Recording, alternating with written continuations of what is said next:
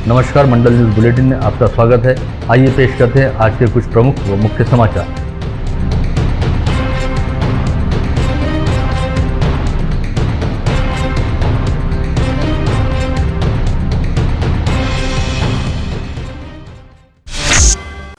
2 दिन पूर्व स्थानीय हिंदू मोक्षधाम में तीसरी गैस शवदाहिनी लगाए जाने के विरोध में कुछ लोगों द्वारा मोक्षधाम में नई गैस शवदाहिनी के साथ तोड़फोड़ करते हुए मोक्षधाम के पदाधिकारियों के लिए अभद्र भाषा का प्रयोग किया गया था। इससे आहत और व्यथित होकर कल हिंदू मोक्षधाम के पदाधिकारियों ने एक बैठक लेते हुए फैसला किया था कि अब जब तक प्रशासन से लिखित अनुमति नहीं मिलती तब तक मोक्षधाम में पहले से स्थापित 2 गैस शवदाहिनियों को भी बंद रखा जाएगा।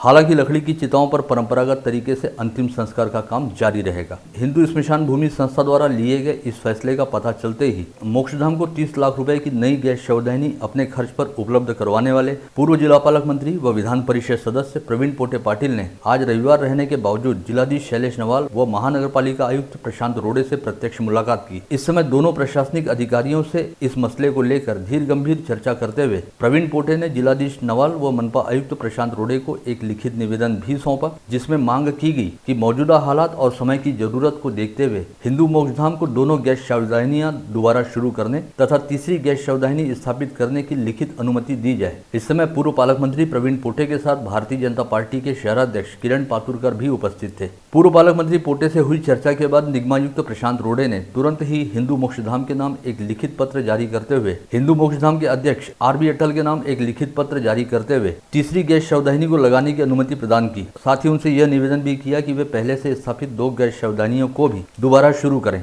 इस पत्र में निगमायुक्त प्रशांत रोड़े ने कोविड संक्रमण काल के दौरान हिंदू स्मशान भूमि संस्था द्वारा कोविड संक्रमित मृतदेहों के अंतिम संस्कार हेतु मोक्षधाम द्वारा प्रशासन के साथ किए गए सहयोग की सराहना करते हुए कहा कि परंपरागत पद्धति से अंतिम संस्कार करने हेतु बड़े पैमाने पर लकड़ियों का प्रयोग होता है। इसकी तुलना में गैस शवदाहिनी के जरिए अंतिम संस्कार करते समय जहां एक और लकड़ियों की बचत होती है, वहीं बेहद कम पैमाने पर प्रदूषण होता है, क्योंकि गैस शवदाहिनी का धुआं करीब 120 फुट ऊंची चिमनी के जरिए सीधे आसमान में छोड़ा जाता है।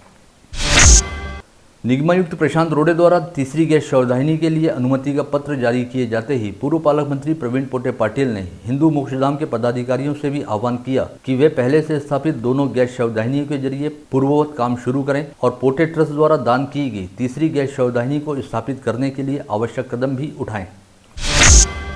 इस संदर्भ में जिलाधीश शैलेश नवाल व निगमायुक्त प्रशांत रोड़े को सौंपे गए निवेदन के जरिए पूर्व पालक मंत्री प्रवीण पोटे ने विगत दिनों मोक्षधाम में हुई हिंसा व तोड़फोड़ की कड़े शब्दों में निंदा की। साथ ही जिला पालक मंत्री व पुलिस प्रशासन से निवेदन किया कि इस तरह की हरकत करने वाले अराजक तत्वों के खिलाफ कड़ी से कड़ी कार्रवाई की जानी चाहिए। वहीं इस मामले में हिंदू स्मशान भूमि संस्था के अध्यक्ष आरबी अटल ने कहा कि चूंकि ये प्रशासन से लिखित तौर पर अनुमति मिल गई है, ऐसे में हिंदू मोक्षधाम द्वारा अपनी दोनों गैस शवदाहिनियों को दोबारा शुरू किया जाएगा। साथ ही तीसरी व नई गैस शवदाहिनी को स्थापित करने का काम भी तुरंत शुरू किया जाएगा।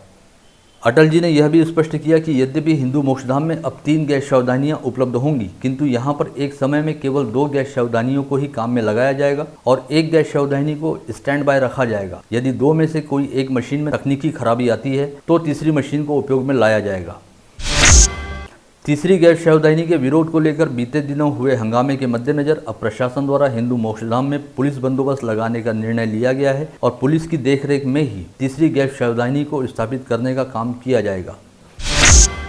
वहीं गत रोज हिंदू मोक्षधाम के पदाधिकारियों की बैठक के बाद हिंदू स्मशान संस्था की ओर से मोक्षधाम में तोड़फोड़ व हंगामा करने वाले लोगों के खिलाफ राजापेट पुलिस थाने में अलग से एक शिकायत दर्ज कराई गई है, जिसके बाद अब संबंधितों के खिलाफ नई धाराओं के तहत मामले भी दर्ज हो सकते हैं।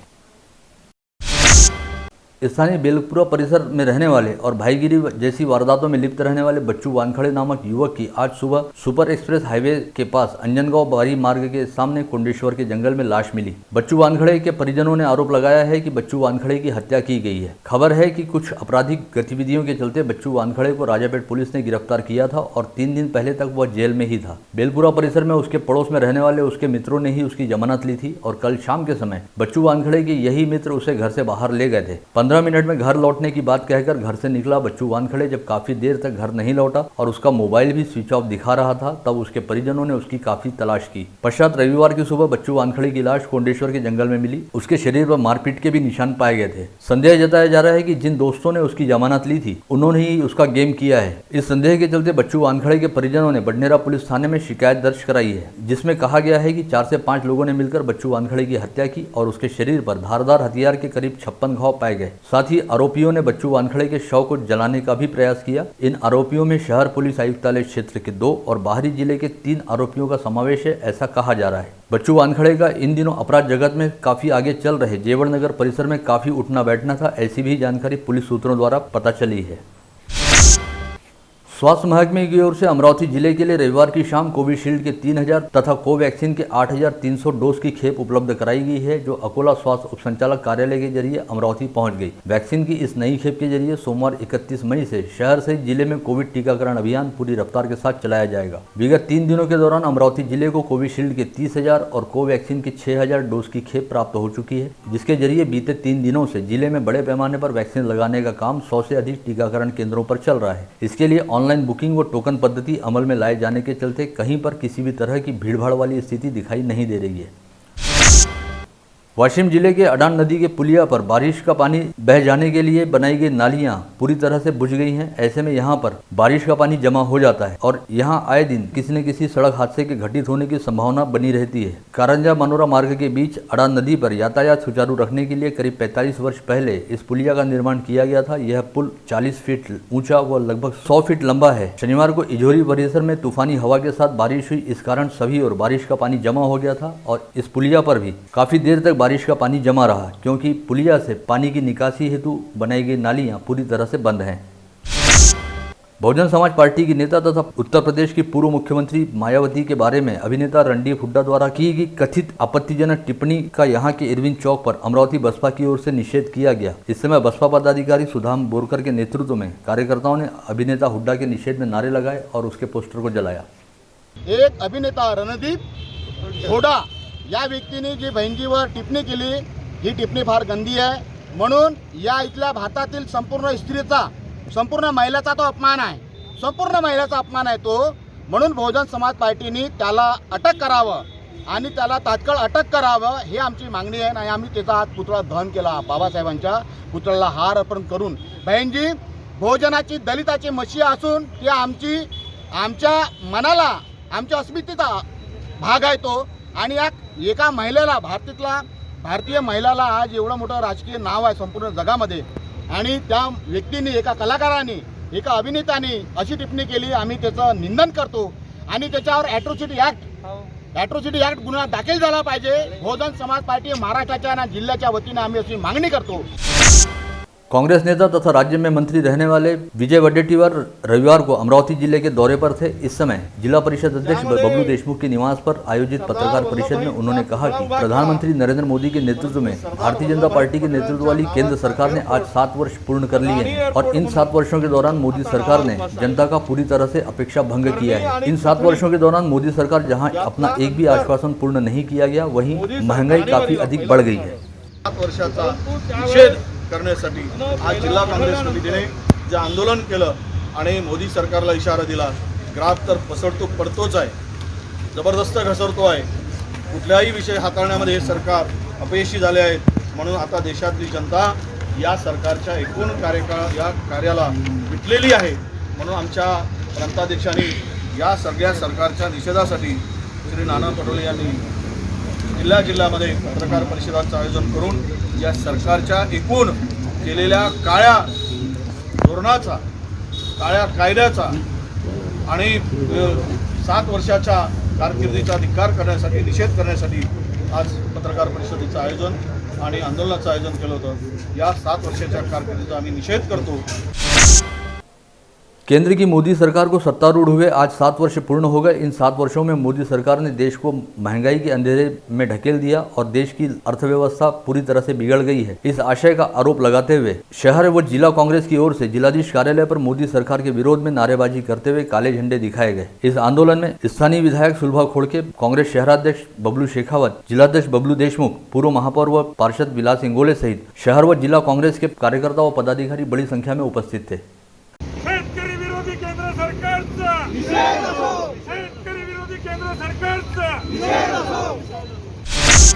जिले में अब कोविड संक्रमण की रफ्तार धीरे धीरे सुस्त हो रही है। रविवार को लगातार चौथे दिन संक्रमितों की संख्या 500 के स्तर से नीचे रही। आज 407 नागरिकों की रिपोर्ट पॉजिटिव आई है। इनमें मनपा क्षेत्र के केवल 73 नागरिकों की रिपोर्ट का समावेश है। वहीं शेष अन्य मरीज जिले के ग्रामीण इलाकों से पाए गए हैं। इसके साथ ही जिले में कुल संक्रमितों की संख्या बढ़कर 91,837 पर जा पहुंची है। वहीं रविवार को 24 घंटे के दौरान जिले के कोविड अस्पतालों में कुल 10 कोविड संक्रमितों की मौत हुई, जिनमें सभी स्थानीय मरीजों का समावेश रहा। जिले में कोरोना मृतकों की संख्या बढ़कर अब 1,449 पर जा पहुंची है। साथ ही बाहरी जिलों के 170 मृतकों को जोड़कर यह आंकड़ा 1,619 पर जा पहुंचा है। स्थानीय मृतकों में मनपा क्षेत्र के 1 व ग्रामीण क्षेत्र के 9 मरीजों का समावेश रहा। इसके अलावा रविवार को जिले के कोविड अस्पतालों से 879 मरीजों को कोविड मुक्त हो जाने के चलते डिस्चार्ज दिया गया। जिले में अब तक कुल 84,888 मरीज कोविड मुक्त हो चुके हैं। इस समय जिले में कुल एक्टिव पॉजिटिव मरीजों की संख्या 5,500 है, जिनमें मनपा क्षेत्र के 1,340 तथा ग्रामीण क्षेत्र के 4,170 मरीजों का समावेश है। इसके अलावा इस समय 1,579 मरीजों का विभिन्न कोविड अस्पतालों में इलाज चल रहा है। साथ ही मनपा क्षेत्र में 784 व ग्रामीण क्षेत्र में 3,137 मरीज होम आइसोलेशन में रखे गए हैं। बीते 24 घंटे के दौरान जिले में 6,558 नागरिकों की कोविड टेस्ट की गई थी, जिसमें से मात्र 5.97% लोगों की ही टेस्ट रिपोर्ट पॉजिटिव आई है। विगत 5 दिनों से पॉजिटिविटी रेट में लगातार कमी चल रही है। वहीं इस समय कोविड संक्रमित मरीजों के कोविड मुक्त होने का प्रमाण बढ़कर 92.84% पर पहुंच गया है। रिकवरी रेट में भी विगत कुछ दिनों से लगातार इजाफा हो रहा है। इसे एक तरह से अमरावती जिले के लिए राहत वाली स्थिति कहा जा सकता है। प्रधानमंत्री नरेंद्र मोदी के नेतृत्व वाली केंद्र सरकार द्वारा अपने 7 वर्ष का कार्यकाल सफलतापूर्वक पूर्ण करने के उपलक्ष्य में पीडीएमसी प्रभाग की पार्षद तथा भाजपा महिला मोर्चा की प्रदेश सचिव सुरेखा लुंगारे ने पीएम आवास योजना का लाभ प्राप्त करने वाले लाभार्थियों के सत्कार हेतु तपोवन परिसर के कृष्णानगर स्थित पीएम आवास योजना की इमारत में सत्कार समारोह का आयोजन किया था। भाजपा शहराध्यक्ष किरण पातुरकर की अध्यक्षता में आयोजित इस कार्यक्रम में महापौर चेतन गवंडे के हाथों इस परिसर में साकार पीएम आवास योजना के लाभार्थियों का भावपूर्ण सत्कार किया गया।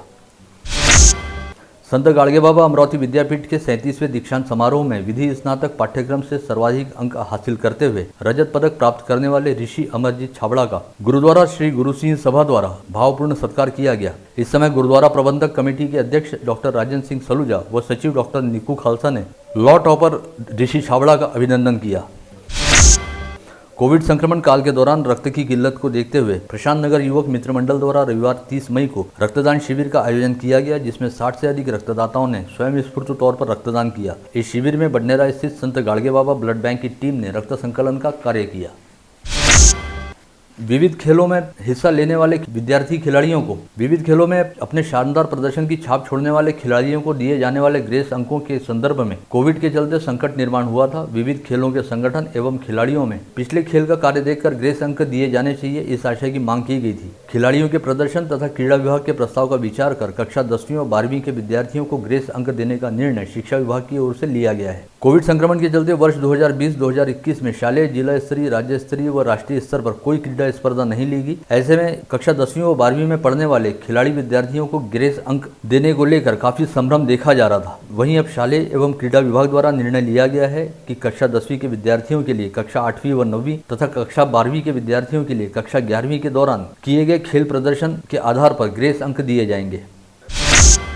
Amravati model railway station Vidarbha region यानी भूसावल डिवीजन में है। यह रेलवे स्टेशन शहर के बीचों बीच स्थित है और रेलवे स्टेशन के पास काफी बड़ी खुली जगह विगत कई वर्षों से खाली पड़ी है। इस जगह पर पार्क व रेलवे म्यूजियम बनाने की मांग अमरावती महानगर चेंबर के अध्यक्ष सुरेश जैन व सचिव घनश्याम राठी द्वारा रेल मंत्री पीयूष गोयल से की गई है। इस संदर्भ में भेजे गए पत्र में कहा गया है कि रेलवे स्टेशन की खाली जगह पर मॉल बनाने का निर्णय हुआ है, किंतु अमरावती महानगर में पहले से ही काफी बड़े बड़े मॉल हैं व आने वाले कुछ दिनों में भी कुछ नए मॉल बनने वाले हैं। रेलवे स्टेशन के पास ही बड़ा सरकारी अस्पताल होने से यहाँ एक्सीडेंट होने का भी खतरा रहता है, अतः यहाँ पर पार्क व रेलवे म्यूजियम ही बनाया जाए। जिले के अनेक हिस्सों में रविवार को बेमौसम बारिश ने कहर बरपाने का काम किया। धामनगांव रेलवे तहसील में दोपहर के समय तेज हवाओं के साथ बरसात हुई। तहसील में आने वाले तड़ेगांव दशासर में तेज हवाओं के चलते 55 घरों का नुकसान हुआ है। वहीं 50 साल पुराना एक वृक्ष भी जड़ से उखड़कर 2 घरों पर जा गिरा। वहीं दरियापुर तहसील के येवदा में भी तेज हवाओं के साथ हुई बारिश ने शिवराज पोल्ट्री फार्म के ऊपरी हिस्से के 55 टिन उड़ा लिए। इसके अलावा वाठोड़ा शुक्लेश्वर में तेज हवाओं से पत्रकार गजानन खोपे के घर के छप्पर उड़ गए, जिससे उनके घर में रखे अनाज व घरेलू सामग्री का काफी नुकसान हुआ। यहाँ पर कई स्थानों पर बिजली के तार भी टूट गए। इसी तरह अचलपुर तहसील के कुछ इलाकों में बेमौसम बारिश व ओलावृष्टि के समाचार हैं और अमरावती परतवाड़ा मार्ग पर नीम का एक पेड़ गिर जाने से यातायात प्रभावित हुआ है। मराठा आंदोलन को लेकर आगामी रणनीति तय करने के उद्देश्य से अण्णा साहब पाटिल विकास महामंडल के अध्यक्ष तथा मराठा क्रांति मोर्चा के नेता नरेंद्र पाटिल कल शनिवार को अमरावती के दौरे पर आए थे और उन्होंने यहां के सरकारी विश्राम गृह में मराठा समाज के कार्यकर्ताओं के साथ बैठक ली थी। कोविड महामारी के चलते जारी लॉकडाउन के दौरान बैठक का आयोजन करने की वजह से फ्रेजरपुरा पुलिस ने नरेंद्र पाटिल समेत पूर्व मंत्री अनिल बोंडे, भाजपा जिलाध्यक्ष निवेदिता चौधरी, पूर्व महापौर किरण महल्ले, भाजपा शहराध्यक्ष किरण पातुरकर, महापौर चेतन गावंडे सहित मराठा क्रांति मोर्चा के राज्य समन्वयक अनिकेत देशमुख, नितिन पवित्रकार, विजय पवार, अरविंद गावंडे व देवेंद्र सपकाल सहित 10 से 12 अन्य लोगों के खिलाफ अपराध दर्ज किया है। स्थानीय रुक्मिणीनगर परिसर निवासी नगर सेविका के पति अभय उर्फ धनंजय भानुदास भुजाड़े ने कल मनपा के निर्माण विभाग में घुसकर जमकर हंगामा किया। अभय भुजाड़े ने निर्माण विभाग के अभियंता रविंद्र पवार को अपने पास की फाइलों पर जबरन हस्ताक्षर करने के लिए कहा और जब रविंद्र पवार ने हस्ताक्षर करने से इनकार किया तो भुजाड़े ने फाइलें फेंकनी शुरू की और ऑफिस में ही फांसी लगाकर आत्महत्या करने की धमकी दी। इसी तरह निर्माण विभाग के जोन 2 में सुहास नंदकिशोर चौहान ने भी एस्टीमेट पर अभी के अभी हस्ताक्षर नहीं किए तो उन्हें देख लेने की धमकी दी और सरकारी काम में बाधा निर्माण की। इस समय उपायुक्त सुरेश पाटिल एक बैठक में हिस्सा ले रहे थे, जिन्हें धनंजय भुजाड़े ने तुरंत बाहर आने हेतु कहते हुए देख लेने की धमकी दी। पता चला है कि इस समय धनंजय भुजाड़े शराब के नशे में धुत थे। इस मामले को लेकर कोतवाली पुलिस ने शिकायत मिलने के बाद धनंजय भुजाड़े के खिलाफ विभिन्न धाराओं के तहत अपराध दर्ज किया है। नांदगांव पुलिस स्टेशन अंतर्गत रोहनाखेड़ा में रहने वाली 31 वर्षीय महिला करीब 11 माह पहले इसी गांव में रहने वाले एक व्यक्ति के साथ भाग गई थी और कल 29 मई को सुबह इस महिला ने गांव में रहने वाले अपने ससुर के घर में अपने भाई अमित बोके व शुभम बोके के साथ घुसकर ससुर के साथ लात घूंसों से बुरी तरह से पिटाई की। नांदगांव पेट पुलिस ने आरोपी महिला व उसके दोनों भाइयों के खिलाफ विभिन्न धाराओं के तहत अपराध दर्ज किया है। खोलापुरी गेट पुलिस स्टेशन अंतर्गत कांडलकर प्लॉट के नाले के पास कल रात 8 बजे भातकुली रोड पर रहने वाले मयूर पंडित ने सादिया नगर निवासी मोहम्मद आकिब मोहम्मद आरिफ को अपने साथ शराब पीने के लिए चलने की बात कही और मोहम्मद आकिब ने जब साथ चलने से मना किया तो मयूर ने उसे चाकू मारकर घायल कर दिया। नांदगांव पेट पुलिस स्टेशन अंतर्गत आने वाले बस स्टैंड के समीप कोठारी कॉलोनी में रहने वाले 29 वर्षीय संतोष छोटेलाल कोठार ने अपने ही घर में फांसी लगाकर आत्महत्या कर ली। संतोष के बड़े भाई संदीप ने पुलिस को बताया कि संतोष को शराब की लत थी और नशे में उसने रसोई घर में फांसी लगाकर आत्महत्या की। धामनगांव रेलवे तहसील में 2 किसानों ने खरीफ बुआई की सुविधा नहीं रहने की चिंता के चलते रविवार को आत्महत्या कर ली। देवगांव में रहने वाले अल्पभूधारक किसान हरीश चौधरी ने दोपहर में अपने घर में फांसी लगाकर आत्महत्या की। वहीं झाड़ा निवासी 24 वर्षीय शुभम संतोष ठाकरे ने जहर पीकर अपनी जान दे दी। गत रोज राज्य खाद्यान्न आयोग के अध्यक्ष यवतमाल जिले के दौरे पर आए थे, तब आपूर्ति विभाग को अपने कर्तव्य का एहसास हुआ और विभाग ने यवतमाल कॉटन मार्केट परिसर में शनिवार की दोपहर छापा मारते हुए रोहाना स्थित राशन दुकान का अनाज लदा मेटाडोर पकड़कर कार्रवाई की। इस ट्रक में 58 बोरे गेहूं व 29 बोरे चावल बरामद किए गए। आप देख रहे थे मंडल न्यूज बुलेटिन। हमारे चैनल को लाइक करें, शेयर करें और हाँ, सब्सक्राइब करना ना भूलें। कल होगी आपसे फिर मुलाकात, तब तक के लिए धन्यवाद।